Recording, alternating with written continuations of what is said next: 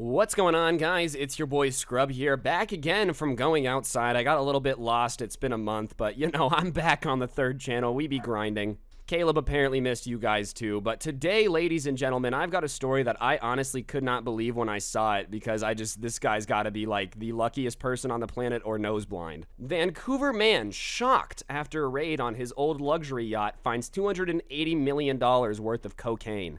How much cocaine do you have to be doing to forget that you have $250 million of cocaine on your yacht, dude? Like, you know this guy has to have had some crazy parties in the 80s if there was just $250 million of cocaine on his yacht he forgot about. Owning a yacht is already pretty impressive, but like, oh yeah, whatever, $250 million, chump change.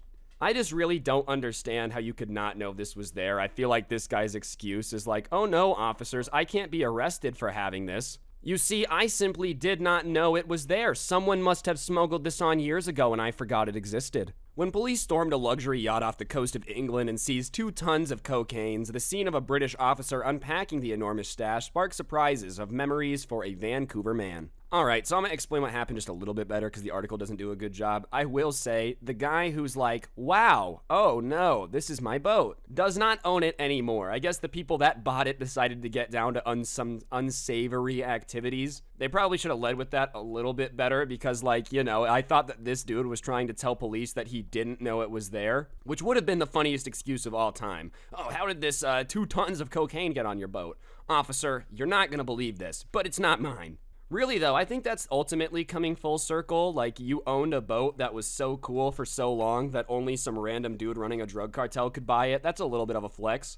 I will say, you know, they're getting smart now, dude. They went from like flying planes into Florida really low and crashing them to just owning yachts and doing it that way. I feel like owning a yacht gets way less attention and searches than like some random sketchy boat does.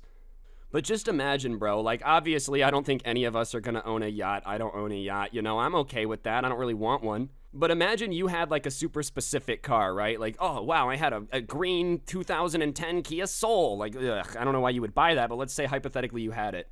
And you turn on the news one day, and it's your exact car getting, like, 8 tons of an illegal substance taken out of it. You'd probably be a little bit confused on what its next life was like.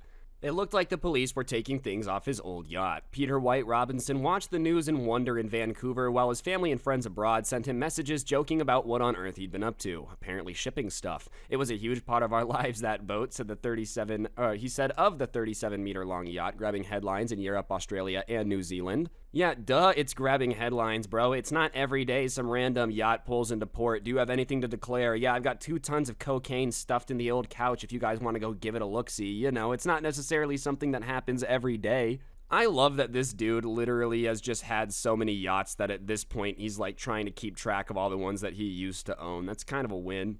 Could you imagine, though, if you hadn't heard from this dude in years, you didn't know that he got rid of the boat? Like, you know, you lost touch a little bit ago. It was the times before the internet, so it's not necessarily easy to look someone up on Facebook. The next time you hear of this super yacht that super rich dude you were friends with had, is it getting busted for 2 tons of cocaine in a place where he visits. I'm just saying, it might still make a little bit of sense. Obviously, Peter White Robinson had nothing to do with this, but it is just funny. You gotta give credit to the people that are just, like, doing that, too, man. I mean, I get nervous going a little too fast over the speed limit, and these people are out here like, nah, we'll just drive the boat into port, no one's gonna ask any questions. They've probably done it a million other times, man. Like, that's what's interesting. I feel like whenever something happens like this and they find 2 tons of anything anywhere, or, like, 40 tons of blah, blah, blah, it's because someone involved ended up snitching. So, to whoever snitched, you're probably gonna have a pretty bad day when they figure that out. 2 UK Border Force vessels were covertly monitoring the Kahoo, a luxury Jamaican-flagged yacht sailing from the Caribbean as it entered the English Channel. British authorities had been tipped off by Australian police who learned of the plot in a sting operation earlier in the year. See, I told you, I'm like, they had to have known this was coming, because you don't just keep 2 tons on a boat if you know that you're being followed or have a risk of being caught. You know what I'm saying? That being said, I just, this is why this business might not necessarily be for everybody. I know I'm not one for, like, trying to smuggle things into the country.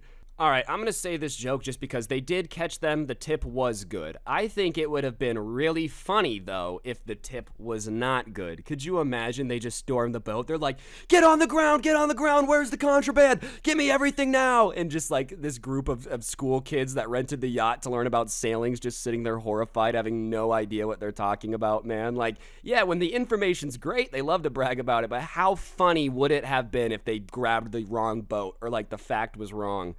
All right, maybe not necessarily funny, but it would be like something out of a sitcom, dude. Like, that's just an office situation. If Michael Scott ended up being in charge of a police force, those are the type of things that might happen. On Thursday, police intercepted and boarded the Kahoo while it was still in international waters about 80 miles off the southwest coast of England. 6 men, 1 British citizen and 5 from Nicaragua, were arrested, and the Kahoo was escorted to the UK port, where the team carried out a deep rummage search, said the National Crime Agency. Inside, row after row of black waterproof duffel bags, police discovered tightly wrapped bricks of cocaine weighing more than 2,000 kilos. Man, so you're gonna go through all the effort of getting the yacht, filling the yacht, smuggling the yacht, but you didn't take them out of, like, the duffel bags, bro. That's the most stereotypical thing you could have possibly put them in. You might as well have put a big flashing sign above your boat that says, please don't come on board. I promise we have nothing illegal. There's nothing to see here. Please do not search us, please. Dude, I think the best part is, like, 2,000 kilos is a lot of weight. I don't really know what that is in pounds, but I'm gonna go out on a limb here. If I'm wrong, whatever, I'm a dumb American, and say that, like, is that enough where if all the duffel bags moved to one side of the boat, it would lean a little bit? Do you think that's what gave it away? They were like, what's making you lean? It's almost like there's 2,000 kilos of something in duffel bags leaning against one side of the hull. Oh, no, nothing. As I said, don't you see the sign above us? Please do not search us. There's nothing suspicious on board, officer. I don't know why you're asking these questions. Police released photos of the seizure this weekend when the raid was announced. In the photos, the interior of the Kahoo has barely changed since White Robinson sold it under duress in Vancouver in 2013. Well, I mean, obviously, what did you think the cocaine cowboys were going to redecorate? While living in his native New Zealand, he was a full-blooded businessman and engineer. He dreamed big and acted on them and owned 3 companies, including a super yacht construction firm, and he loved sailing, and his yacht firm was a labor of love.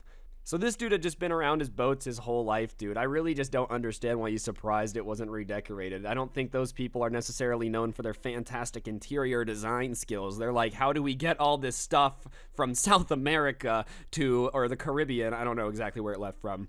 I guess they did tell me it was coming from Jamaica, but regardless, whatever, fact check myself. But, you know, either way, they're more prioritized with getting from the Caribbean to England safely than they are, like, actually redecorating your boat. Regardless, yeah, it probably was a bizarre trip down memory lane to see something that you spent all your money and time making sure was awesome being used in a way that, you know, it's probably heading to a scrapyard or to be sold at some government auction now. Regardless, definitely a little bit of a twist of fate for the boat to go from rocking around New Zealand to being used for this stuff. I just thought it was a pretty funny story. I love how surprised this guy was that they didn't redecorate. And most importantly, dude, in a weird way, like, I understand yachts are huge and whatnot, but, like, it just wasn't your boat. Like, I don't know, man. Like, you don't really get to say what they use it for.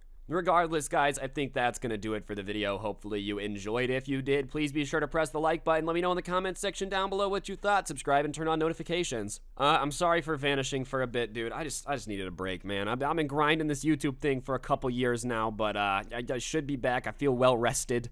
But yeah, big thank you to all of you. If you really want to help out the channel, then of course you can check out the, there's not one on this video, the merch, which will be down below. Or use code SCRUBBY at the G Fuel checkout. It's actually 30% off from now until the 20th, so if you haven't yet, use code SCRUBBY at the G Fuel checkout. Get yourself a good discount. And yeah, on that note, big thanks to the members on this channel as well. Don't get anyone pregnant. If you do, make sure they're hot, and I'll see you guys next time. I'm out. Peace.